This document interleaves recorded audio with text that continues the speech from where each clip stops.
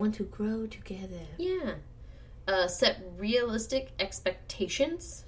So, whatever that means for you in your discussion, set a realistic expectation. I cannot realistically expect there to never, ever be another dirty dish in the sink, right? Or a damn sock in the dryer. Or a damn sock in the dryer. There might be one, but at least 100 of them are not in there at the same time. Exactly. So, realistic expectations. There's going to be pitfalls, but it's okay. 15 says you should be willing to change. All right? The partner obviously should be willing to change as well, but I think it's important that you acknowledge that you have to make changes, and it can't just be on your partner, because that's, again, not fair to put everything on them. Right. You have to do something to help. Even if it's just you taking part in your own happiness and getting yourself back to happy world. I finished my wine. Can I have some more? Yes. Please. I'm just gonna... So, can I have some more? I'm just gonna... Meow. Thank you. Accept that your partner will never be perfect. Again, I think that brings back to the realistic expectations, right? You cannot expect them to be perfect. Well, it's because when everyone gets married, they talk about how perfect they are for each other. Perfect. Well, that's not how it works. I mean, you might be perfect for somebody, but that doesn't mean that they're going to be perfect and without any flaws. Mm-hmm. They're definitely going to, snore at the worst times. I snore. I have a, what's it called? What's my mask? Oh, yeah, you've got one of those thingies. I got sleep apnea. I got the big head, and I ain't got a little headgear. I got a big face mask. So you're like Darth Vader up in there. A little bit, yeah. Oh, that's kind of cool. I like that. It's because I'm a mouth breather, they said. But, so otherwise that's the thing. You get a thing that, goes up your nostrils. Oh, no. I don't think I can handle that anyway. I couldn't do that. So, anyway. Accept that your partner will never be perfect. Number 17 is assume positive intent, right? You should assume that they have no ill will or ill intentions towards you because they love you, right? This is supposed to be a discussion with somebody who loves you. It's a discussion. It's not a monologue, a discussion. And then it says, the last one is reframe your views about conflict.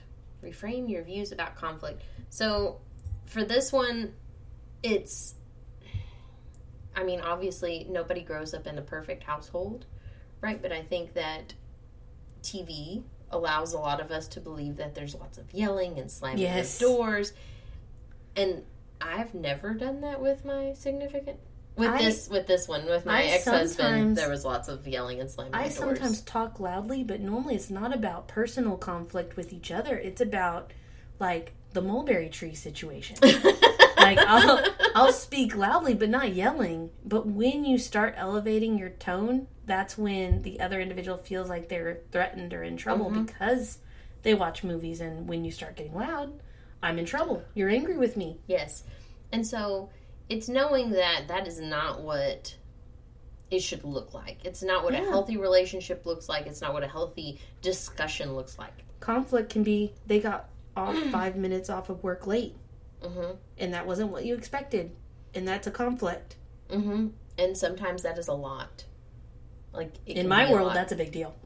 Well, yeah, because y'all work weird schedules. And so if he's 5 minutes late, I might have to be the one to go get my kid. And I only got 15 minutes to get there. Yeah. And you're like, and so now I gotta hustle. And he's not answering his phone, so I just start driving that way. Yeah. And you get there and they're like, oh, I already picked him up. And you're like, son of a bitch. Cry myself to sleep tonight. That's a big conflict. Yeah. Those things happen. But it's okay to apologize, and it's okay to be wrong. That's funny. The wine slid over. It's perfect timing. But it is okay to apologize and to know when you're wrong. What is that? Is that like that final bell? Yeah. At WWE, the ding ding ding ding. And the winner is no one. Nobody wins. I don't know. Sometimes I think if you have a healthy discussion, or does everybody win? Everybody wins in a healthy discussion. I we'll believe see. So.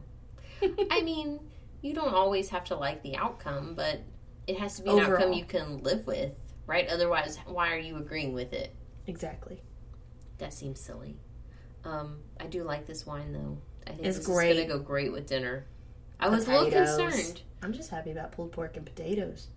Well, there is that. And I didn't make any of it. You did not make any. So normally I make something. I didn't make nothing. I made pink lemonade. So this time, I made beans, like pinto beans. Like I made them in the crock pot, and I made them with like chicken broth and lots of spices and stuff.